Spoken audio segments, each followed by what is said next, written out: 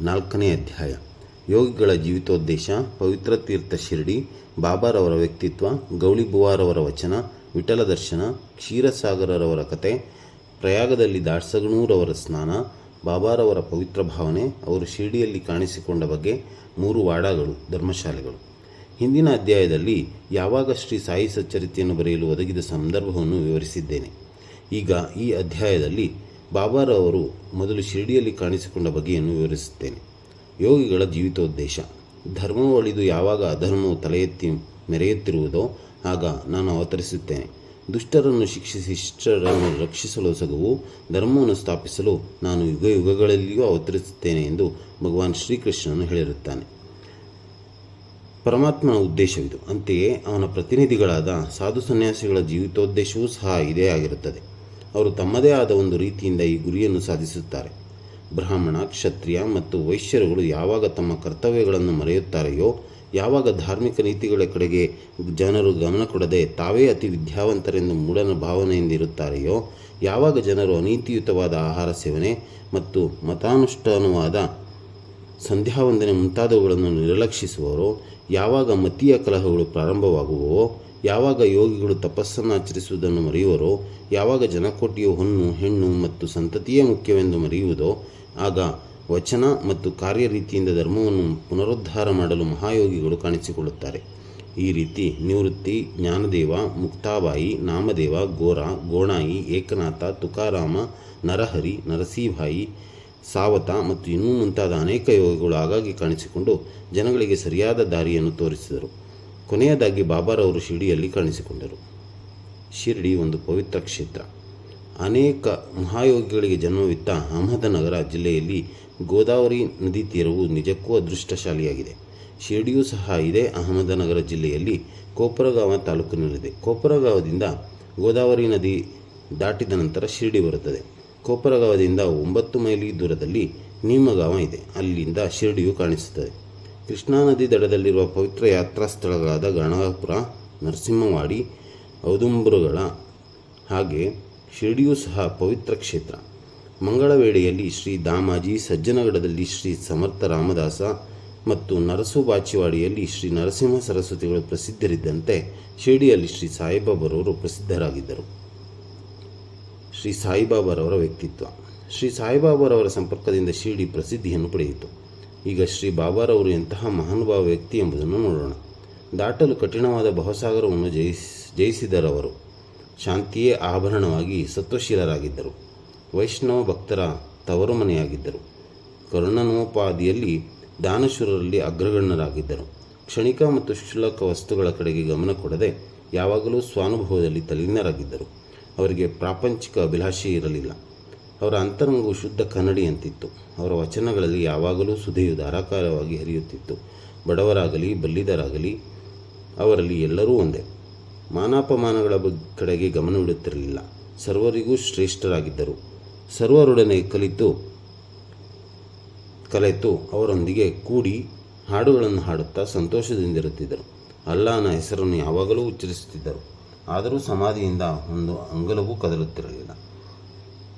ಪ್ರಪಂಚವೆಲ್ಲವೂ ನಿದ್ರೆಯಲ್ಲಿದ್ದಾಗ ಎಚ್ಚರವಾಗಿಯೂ ಮತ್ತು ಎಚ್ಚರವಾಗಿದ್ದಾಗ ಅವರು ನಿದ್ರೆ ಮಾಡುತ್ತಲೂ ಇದ್ದರು. ಅವರ ನಿಜವಾದ ವಾಸಸ್ಥಾನ, ನಡೆ, ನುಡಿ ಇವು ಇಂತಹವೇ ಎಂದು ನಿರ್ಧರಿಸಲಾಗುತ್ತಿರಲಿಲ್ಲ. ಶಿರಡಿಯಲ್ಲಿಯೇ ಇದ್ದರೂ ಕೂಡ ಅವರಿಗೆ ಪ್ರಪಂಚದ ಆಗುಹೋಗುಗಳ ಅರಿವಿತ್ತು.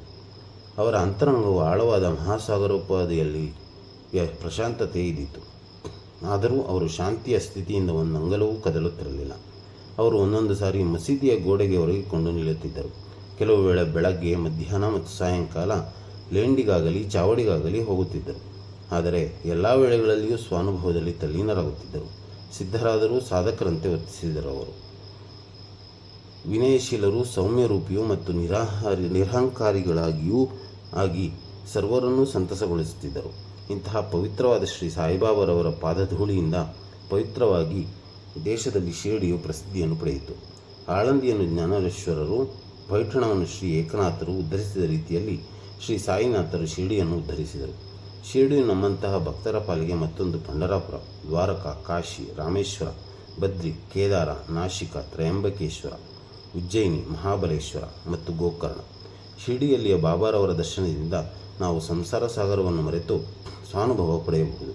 ಶ್ರೀ ಸಾಯಿಬಾಬಾರವರ ದರ್ಶನವು ನಮಗೆ ಯೋಗ ಸಾಧನೆಯ ಹಾಗೆ ಅವರೊಡನೆ ಮಾತನಾಡದಿದ್ದರಿಂದ ನಮ್ಮ ಪಾಪಗಳೆಲ್ಲೂ ನಿರ್ಮೂಲವಾದವು. ಅವರ ಪಾದಗಳನ್ನು ತೊಳೆದರೆ ಪ್ರಯಾಗದ ತ್ರಿವೇಣಿ ಸಂಗಮದಲ್ಲಿ ಮಿನ್ನಂತೆಯೇ. ಅವರ ಪಾದ ಕಮಲಗಳನ್ನು ತೊಳೆದ ಪವಿತ್ರ ತೀರ್ಥ ಸೇವನೆಯಿಂದ ನಮ್ಮ ಆಶೆಗಳೆಲ್ಲವೂ ದೂರವಾಗುವವು. ಅವರ ಆಜ್ಞೆಯೇ ವೇದ. ಅವರ ಉದಿ ಪ್ರಸಾದದಿಂದ ಎಲ್ಲವೂ ಶುದ್ಧಿಯಾಗುತ್ತದೆ. ನಮಗೆ ನಿರಂತರ ಶಾಂತಿ ದೊರಕಿಸುವ ಅವರೇ ನಮ್ಮ ಪಾಲಿನ ಶ್ರೀರಾಮ, ಶ್ರೀಕೃಷ್ಣ. ಅವರೇ ನಮ್ಮ ಪರಬ್ರಹ್ಮ. ಅವರು ದ್ವಂದ್ವ ಧ್ಯೇಯಗಳಿಂದ ದೂರರಾಗಿದ್ದರು. ಬಾಬಾ ಎಂದೂ ಹಿಗ್ಗುತ್ತಿರಲಿಲ್ಲ, ಕುಗ್ಗುತ್ತಿರಲಿಲ್ಲ. ಯಾವಾಗಲೂ ಸಹ ತಮ್ಮಲ್ಲಿಯೇ ತಲ್ಲೀನರಾಗಿ ಜ್ಞಾನ ಮತ್ತು ಮೋಕ್ಷವನ್ನು ನೀಡುತ್ತಿದ್ದರು. ಶಿರ್ಡಿ ಕೇಂದ್ರ ಸ್ಥಾನವಾದರೂ ಸಹ ಅವರ ಕೆಲಸಗಳು ಎಲ್ಲೆಡೆಗೂ ಹರಡಿದ್ದವು. ಸಾಯಿಬಾಬಾರವರ ಹೆಸರು ದೂರ ದೇಶಗಳಿಗೂ ವ್ಯಾಪಿಸಿ ಪ್ರಪಂಚದ ನಾನಾ ಕಡೆಗಳಿಂದ ಭಕ್ತರು ಬಂದು ದರ್ಶನ ಮಾಡಿಕೊಂಡು ಹಿಂದಿರುಗುತ್ತಿದ್ದರು. ಅವರ ಭಕ್ತರ ಮನವು ನಿಷ್ಕಲ್ಮಶವಾಗಿ ಅಥವಾ ಕಲ್ಮಶವಾಗಿ ಇದ್ದಲ್ಲಿ ಅವರ ದರ್ಶನ ಮಾತ್ರದಿಂದ ಎಲ್ಲವೂ ಸರಿ ಹೋಗುತ್ತಿತ್ತು. ಪಂಢರಪುರದ ವಿಠಲ ರುಕ್ಕಾಯಿ ದರ್ಶನದಿಂದ ಉಂಟಾಗುತ್ತಿದ್ದ ಆನಂದದಷ್ಟೇ ಆನಂದ ಅವರ ದರ್ಶನದಿಂದ ದೊರಕುತ್ತಿತ್ತು. ಇದು ಉತ್ಪ್ರೇಕ್ಷೆಯಲ್ಲ, ಅವರ ಭಕ್ತರೊಬ್ಬರ ಅನುಭವ. ಗೌಳಿಬುವಾರವರ ನುಡಿ. 95 ವರ್ಷಗಳ ಹಿಂದೆ ಪಂಡರಿಯ ವಾರಕರಿ ಗೌಳಿಬುವಾ ಬಾಬಾ ಅವರ ಭಕ್ತರಾಗಿದ್ದರು. ಅವರು ಪಂಢರಪುರದಲ್ಲಿ 3 ತಿಂಗಳು, ಗಂಗಾ ನದಿ ತಳದಲ್ಲಿ 4 ತಿಂಗಳು ಇರುತ್ತಿದ್ದರು. ಅವರಿಗೆ ಒಬ್ಬ ಶಿಷ್ಯನೂ ಸಾಮಾನು ಸರಂಜಾಮುಗಳನ್ನು ಸಾಗಿಸಲು ಗರ್ಧವೂ ಇತ್ತು. ಪ್ರತಿ ವರ್ಷವೂ ಅವರು ಪಂಢರಪುರಕ್ಕೆ ಹೋಗಿ ಸಾಯಿಬಾಬಾರನ್ನು ಕಾಣಲು ಶಿರ್ಡಿಗೆ ಬರುತ್ತಿದ್ದರು. ಅವರು ಬಾಬಾರವನ್ನು ದೃಷ್ಟಿಸಿ ನೋಡಿ, ಇವರು ದಯಾಳುವಾದ ಆ ಪಂಢರೀನಾಥ ವಿಠ್ಠಲನ ಅವತಾರ ಎಂದು ಹೇಳುತ್ತಿದ್ದರು. ಈ ಗೌಳಿಬುವ ವಿಠ್ಠಲ ಸ್ವಾಮಿಯ ಭಕ್ತರಾಗಿ ಅನೇಕ ಸಾರಿ ಪಂಢರಪುರಕ್ಕೆ ಹೋಗಿದ್ದರು ಮತ್ತು ಸಾಯಿಬಾಬಾರವರೇ ನಿಜವಾದ ಪಂಢರೀನಾಥ ಎಂದು ಮನಗಂಡಿದ್ದರು. ವಿಠ್ಠಲ ದರ್ಶನ. ಶ್ರೀ ಬಾಬಾರವರಿಗೆ ದೇವರ ನಾಮಗಳನ್ನು ಸ್ಮರಿಸುವುದು ಮತ್ತು ಹಾಡುವುದೆಂದರೆ ಬಹಳ ಪ್ರೀತಿ. ಅವರು ಯಾವಾಗಲೂ ಅಲ್ಲಾ ಮಾಲಿಕ್ ಎಂದು ಅನ್ನುತ್ತಿದ್ದರು. ಅವರ ಸಮ್ಮುಖದಲ್ಲಿ 7 ದಿನಗಳ ಕಾಲ ಅನವರತವೂ ಪ್ರತಿಯೊಬ್ಬರೂ ದೇವರ ನಾಮವನ್ನು ಪಠಿಸುವಂತೆ ಮಾಡುತ್ತಿದ್ದರು. ಒಂದು ಸಾರಿ ನಾಮ ಸಪ್ತಾಹವನ್ನು ಮಾಡಲು ದಾಸಗಣು ಮಹಾರಾಜ ಅವರನ್ನು ಕೇಳಿದರು. ಅದಕ್ಕೆ ಅವರು 7ನೇ ದಿನದ ಕೊನೆಯಲ್ಲಿ ವಿಠ್ಠಲನ ಸಾಕ್ಷಾತ್ಕಾರವಾಗುವುದೆಂದು ಭರವಸೆ ನೀಡಿದರೆ ಮಾತ್ರ ಅಗತ್ಯವಾಗಿ ಮಾಡುತ್ತೇನೆ ಎಂದರು. ಅದಕ್ಕೆ ಬಾಬಾರವರು ತಮ್ಮ ಎದೆಯ ಮೇಲೆ ಹಸ್ತವಿಟ್ಟು ಖಂಡಿತವಾಗಿಯೂ ವಿಠ್ಠಲನ ಸಾಕ್ಷಾತ್ಕಾರವಾಗುತ್ತದೆ ಎಂದರು. ಆದರೆ ಭಕ್ತನು ಶ್ರದ್ಧೆಯುಳ್ಳವನು ಮತ್ತು ಭಕ್ತಿ ಸಂಪನ್ನನೂ ಆಗಿರಬೇಕು. ಡಂಕಪ್ರಿಯ ಡಾಕುರನಾಥ, ದ್ವಾರಕಿಯ ಶ್ರೀಕೃಷ್ಣ, ಪಂಢರಪುರದ ವಿಠ್ಠಲ ಎಲ್ಲರೂ ಇಲ್ಲಿಯೇ ಇದ್ದಾರೆ. ಶ್ರೀಕೃಷ್ಣನನ್ನು ನೋಡಲು ದ್ವಾರಕೆಗೆ ಹೋಗಬೇಕಿಲ್ಲ. ವಿಠ್ಠಲ ಬೇರೆ ಸ್ಥಳದಿಂದ ಇಲ್ಲಿಗೆ ಬರುವನೇ. ಯಾವಾಗ ಭಕ್ತನು ಪ್ರೀತಿ ಮತ್ತು ಭಕ್ತಿಗಳಿಂದ ಪ್ರಾರ್ಥಿಸುತ್ತಾನೆಯೋ ಆಗ ವಿಠ್ಠಲನು ಇಲ್ಲಿಯೇ ದರ್ಶನ ನೀಡುತ್ತಾನೆ ಎಂದು ಹೇಳಿದರು. ಸಪ್ತಾಹ ಮುಗಿದ ನಂತರ ವಿಠ್ಠಲನ ದರ್ಶನ ಈ ರೀತಿಯಾಯಿತು. ಕಾಕಾ ಸಾಹೇಬ ದೀಕ್ಷಿತರು ಒಂದು ದಿನ ಬೆಳಗ್ಗೆ ಸ್ನಾನವಾದ ನಂತರ ಧ್ಯಾನಾಸೀನರಾಗಿ ಅವರ ದೃಷ್ಟಿಗೆ ವಿಠ್ಠಲನ ಗೋಚರವಾಯಿತು. ನಂತರ ಬಾಬಾರವರ ದರ್ಶನಕ್ಕೆ ಹೋದಾಗ ಬಾಬಾ ಅವರನ್ನು ಕುರಿತು, ವಿಠ್ಠಲನ ದರ್ಶನವಾಯಿತೇ, ನೋಡಿದೆಯಾ? ಅವನು ಬಹುತುಂಟ, ಭದ್ರವಾಗಿ ಹಿಡಿದುಕೋ. ಸ್ವಲ್ಪ ಉದಾಸೀನನಾದರೆ ಅವನು ತಪ್ಪಿಸಿಕೊಳ್ಳುವನು ಎಂದರು. ಇದು ಬೆಳಗ್ಗೆ ನಡೆಯಿತು. ಮಧ್ಯಾಹ್ನ ಇನ್ನೊಂದು ರೀತಿಯಲ್ಲಿ ವಿಠ್ಠಲನ ದರ್ಶನವಾಯಿತು. ಒಬ್ಬ ವ್ಯಾಪಾರಿಯು ಶಿರ್ಡಿಗೆ 20-30 ವಿಠ್ಠಲನ ಫೋಟೋಗಳನ್ನು ಮಾರಲು ಹೊಸಗೆ ಬಂದನು. ಫೋಟೋದಲ್ಲಿಯ ವಿಠ್ಠಲನು ಸಹ ಕಾಕಾ ಸಾಹೇಬರು ಧ್ಯಾನಾಸೀನರಾಗಿದ್ದಾಗ ಕಂಡ ವಿಠ್ಠಲನಂತೆಯೇ ಇದ್ದುದನ್ನು ಕಂಡು ವಿಸ್ಮಯವಾಗಿ ಬಾಬಾರವರ ಮಾತುಗಳನ್ನು ಸ್ಮರಿಸಿಕೊಂಡರು. ಪೂಜೆಗೋಸ್ಕರ ವಿಠ್ಠಲನ ಒಂದನ್ನು ಕೊಂಡು ತಂದು ಪೂಜಾ ಸ್ಥಾನದಲ್ಲಿ ಪ್ರತಿಷ್ಠಾಪಿಸಿದರು. ಭಗವಂತರಾವ ಕ್ಷೀರಸಾಗರರವರ ಕಥೆ. ವಿಠ್ಠಲ ಪೂಜೆ ಎಂದರೆ ಬಾಬಾರವರಿಗೆ ಎಷ್ಟು ಪ್ರಿಯವಾಗಿತ್ತದೆಂದು ಶ್ರೀ ಭಗವಂತರಾವ ಕ್ಷೀರಸಾಗರರ ಕಥೆಯಿಂದ ವೇದ್ಯವಾಗುತ್ತದೆ.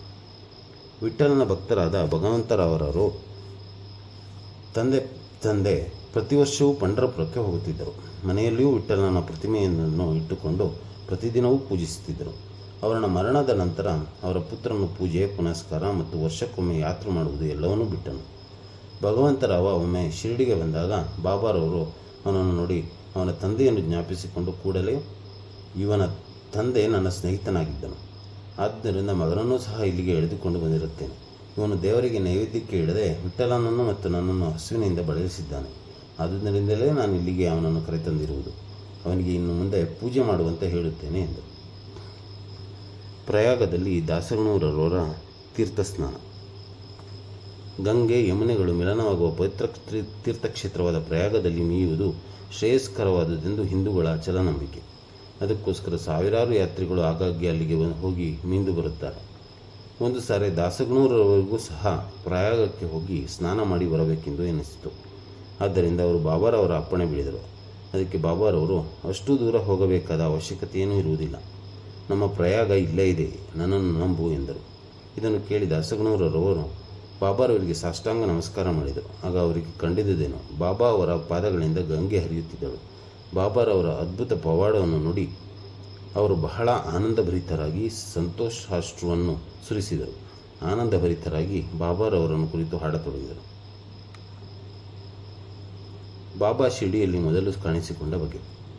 ಸಾಯಿಬಾಬಾರವರ ಜನ್ಮ ಹೇಗೆ ಆಯಿತು, ಜನ್ಮಸ್ಥಳವಾವುದು, ಅವರ ತಂದೆ ತಾಯಿಗಳಾರು ಎಂಬುದು ಯಾರಿಗೂ ತಿಳಿದಿರಲಿಲ್ಲ. ಈ ವಿಚಾರವಾಗಿ ಬಾಬಾರವರನ್ನೇ ಅನೇಕ ಬಾರಿ ಕೇಳಿದರೂ ಸಹ ಉತ್ತರವೀಯುತ್ತಿರಲಿಲ್ಲ. ಇದುವರೆಗೂ ಅದು ತಿಳಿಯದ ವಿಷಯವಾಗಿ ಉಳಿದಿದೆ. ನಮಗೆ ಈ ವಿಚಾರವಾಗಿ ಯಾವುದೊಂದು ಸಮಾಚಾರವೂ ತಿಳಿದಿರುವುದಿಲ್ಲ. ನಾಮದೇವ ಮತ್ತು ಕಬೀರರು ಸಾಮಾನ್ಯ ಜನರಂತೆ ಜನ್ಮವೆತ್ತಲಿಲ್ಲ. ಅವರು ಶಿಶುರೂಪದಲ್ಲಿ ನದಿಯಲ್ಲಿ ದೊರೆತರು. ನಾಮದೇವನು ಗೋನಾಯಿಗೆ ಭೀಮರತಿ ನದಿಯಲ್ಲಿಯೂ, ಕಬೀರನು ಕಮಾಲನಿಗೆ ಭಾಗೀರಥಿ ನದಿಯಲ್ಲಿಯೂ ದೊರಕಿದರು.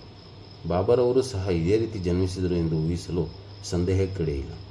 ಅವರು ಮೊದಲು ಶಿರಡಿಯಲ್ಲಿ ಭಕ್ತರಿಗೋಸ್ಕರವೇ ಒಂದು ಬೇವಿನ ಮರದ ನೆರಳಿನಲ್ಲಿ 16 ವರ್ಷದ ಯುವಕನಾಗಿದ್ದಾಗ ಕಾಣಿಸಿಕೊಂಡರು. ಆಗಲೇ ಜ್ಞಾನಿಗಳಾಗಿದ್ದರು. ಅವರಿಗೆ ಪ್ರಾಪಂಚಿಕ ಸುಖಗಳ ಕಡೆಗೆ ಅನುಮಿರಲಿಲ್ಲ. ಮಾಯೆಯನ್ನು ಹೊರದೂಡಿದ್ದರು. ಮುಕ್ತಿಯು ಯಾವಾಗಲೂ ಅವರ ಪಾದಸೇವೆ ಮಾಡುತ್ತಿದ್ದಳು. ನಾನಾ ಚೋಪಾದರವರ ತಾಯಿಯವರು ಬಾಬಾರವರನ್ನು ಈ ರೀತಿ ವರ್ಣಿಸಿದ್ದಾರೆ. ಸುಂದರವಾಗಿಯೂ ಚಟುವಟಿಕೆಯವನಾಗಿಯೂ ಇದ್ದ ಈ ಯುವಕನು ಮೊದಲು ಆಸಾನೀಸನಾಗಿ ಬೇವಿನ ಮರದ ಕೆಳಗೆ ಕಾಣಿಸಿಕೊಂಡಿದ್ದನು. ಬಿಸಿಲು, ಚಳಿ, ಮಳೆ, ಗಾಳಿಗಳನ್ನು ಲೆಕ್ಕಿಸದೆ ಕಠಿಣವಾದ ತಪಸ್ಸಿನಲ್ಲಿ ನಿರತನಾದ ಈ ಬಾಲಸಾಧುವನ್ನು ನೋಡಿ ಹಳ್ಳಿಯ ಜನರೆಲ್ಲರೂ ವಿಸ್ಮಿತರಾದರು. ಈ ಹುಡುಗನು ಹೇಗೆ ಬಂದನು ಎಂದು ಪಿಸುಗುಟ್ಟುತ್ತಿದ್ದರು. ಅವನ ರೂಪ, ಲಾವಣ್ಯಗಳು ಅವನ ಏಕೈಕ ದರ್ಶನ ಮಾತ್ರದಿಂದಲೇ ಸರ್ವರನ್ನು ಸಂತೋಷಗೊಳಿಸುತ್ತಿದ್ದವು. ಅವನು ಯಾರ ಮನೆ ಬಾಗಿಲಿಗೂ ಹೋಗುತ್ತಿರಲಿಲ್ಲ. ಯಾವಾಗಲೂ ಬೇವಿನ ಮರದ ಕೆಳಗೆ ಕುಳಿತಿರುತ್ತಿದ್ದನು. ಅನುರಾಗಯುಕ್ತನಾಗಿ ಎಲ್ಲರಿಗೂ ಅವನು ಸಮಸ್ಯೆಯಾಗಿದ್ದನು. ಒಂದು ದಿನ ಖಂಡೋಬ ದೇವರು ಒಬ್ಬನ ಮೈಯಲ್ಲಿ ಬಂದಾಗ ಊರಿನ ಜನರು, ಹೇ ದೇವ, ಯಾವ ಪುಣ್ಯಾತ್ಮನ ಪುತ್ರನಿವನು, ಇವನಿಲ್ಲಿಗೆ ಬಂದ ಬಗ್ಗೆ ಹೇಗೆ ತಿಳಿಸಿ ಎಂದು ಕೇಳಲು ಖಂಡೋಬನು, ಒಂದು ಹಾರಿಯನ್ನು ತೆಗೆದುಕೊಂಡು ಬನ್ನಿರಿ, ನಾನು ತೋರಿಸಿದ ಜಾಗದಲ್ಲಿ ಅಗೆಯಿರಿ ಎಂದು ಉತ್ತರವಿತ್ತನು. ಆಗ ಜನರು ಕೂಡಲೇ ಆ ಜಾಗವನ್ನು ಅಗೆದರು. ಅಗೆಯುತ್ತಿರುವಾಗ ಒಂದು ಕಲ್ಲಿನ ಚಪ್ಪಡಿ ಸಿಕ್ಕಿತು. ಅದನ್ನು ತೆಗೆದು ನೋಡಲಾಗಿ ಒಂದು ಹಜಾರವು ಕಾಣಿಸಿತು. ಆಗ ಖಂಡೋಬನು, ಈ ಹುಡುಗನು ಇಲ್ಲಿ 12 ವರ್ಷ ಕಾಲ ತಪಸ್ಸು ಮಾಡಿರುವನು ಎಂದನು. ಕೂಡಲೇ ಜನರು ಈ ವಿಷಯವನ್ನು ಆ ಹುಡುಗನನ್ನು ಪ್ರಶ್ನಿಸಲು, ಇದು ನನ್ನ ಗುರುವಿನ ಸ್ಥಾನ, ಇದನ್ನು ಜೋಪಾನವಾಗಿ ಕಾಪಾಡಿ ಎಂದು ಬೇಡಿಕೊಂಡನು. ಆಗ ಅವರು ಅದರಂತೆ ಆ ಜಾಗವನ್ನು ಮೊದಲಿನಂತೆ ಮುಚ್ಚಿದರು. ಅಶ್ವತ್ಥಮರವು ಹೇಗೆ ಶ್ರೇಷ್ಠವೆಂಬ ನಂಬಿಕೆ ನಮ್ಮಲ್ಲಿದೆಯೋ ಅದೇ ರೀತಿ ಬಾಬಾರವರಿಗೆ ಬೇವಿನ ಮರವೆಂದರೆ ಬರವೆಂದರೆ ಅಷ್ಟು ಪ್ರೀತಿ. ಮಾಸಳಾಪತಿ ಮತ್ತು ಅನೇಕ ಶಿರ್ಡಿ ನಿವಾಸಿಗಳು ಈ ಜಾಗದಲ್ಲಿ ಬಾಬಾರವರ ಗುರುವಿನ ವಿಶ್ರಾಂತಿ ಸ್ಥಾನ ಎಂದು ಗೌರವಿಸಿ ಪೂಜೆ ಮಾಡಹತ್ತಿದ್ದರು. 3 ಧರ್ಮಶಾಲೆಗಳು. ಬೇವಿನ ಮರ ಮತ್ತು ಅದರ ಸುತ್ತಲಿನ ನಿವೇಶನಗಳನ್ನು ಶ್ರೀ ಹರಿ ವಿನಾಯಕ ಸಾಟೇರವರು ಖರೀದಿಗೆ ತೆಗೆದುಕೊಂಡು ಅಲ್ಲಿ ಸಾಟೇವಾಡ ಎಂಬ ಪ್ರವಾಸಿ ಮಂದಿರವನ್ನು ಕಟ್ಟಿಸಿದ್ದಾರೆ.